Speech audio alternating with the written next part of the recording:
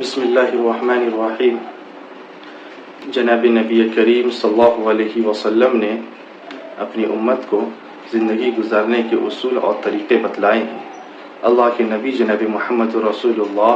صلی اللہ علیہ وسلم نے ہمیشہ اپنی امت کو اس بات کی تعلیم دی کہ وہ زندگی کو کس طریقے سے گزارے اور اللہ رب العزت کے حکم کو کس طریقے سے مانے، اللہ کے بندوں کے حقوق کو کس طریقے سے ادا کرے اور کس طریقے سے زندگی گزارنے میں اللہ رب العزت اس سے زیادہ راضی اور خوش ہوں گے اور کس طریقے سے زندگی گزارنے میں اللہ رب العزت ناراض زیادہ ہوں گے۔ اللہ کے نبی جناب محمد رسول اللہ صلی اللہ علیہ وسلم نے ان تمام باتوں کی تعلیم دی۔ اللہ کے نبی جناب محمد رسول اللہ صلی اللہ علیہ وسلم نے فرمایا، من تواضع للہ رفعہ اللہ،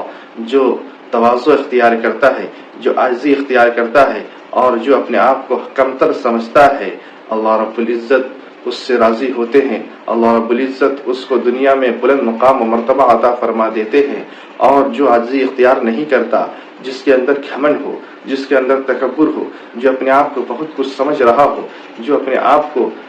دنیا کے لوگوں کے سامنے بڑا بننے کی کوشش کر رہا ہو، یقیناً ایسا انسان ذلیل ہے، رسوا ہے۔ اللہ رب العزت ایسے انسان کو کبھی بلند مقام عطا نہیں فرمائیں گے۔ اللہ رب العزت ایسے انسان کو کبھی اونچے مقام عطا نہیں فرمائیں گے، کیونکہ اللہ رب العزت کا فرمان ہے کہ جو جتنا عاجزی اختیار کرے گا، ہم دنیا میں اس کو اتنا ہی زیادہ مقام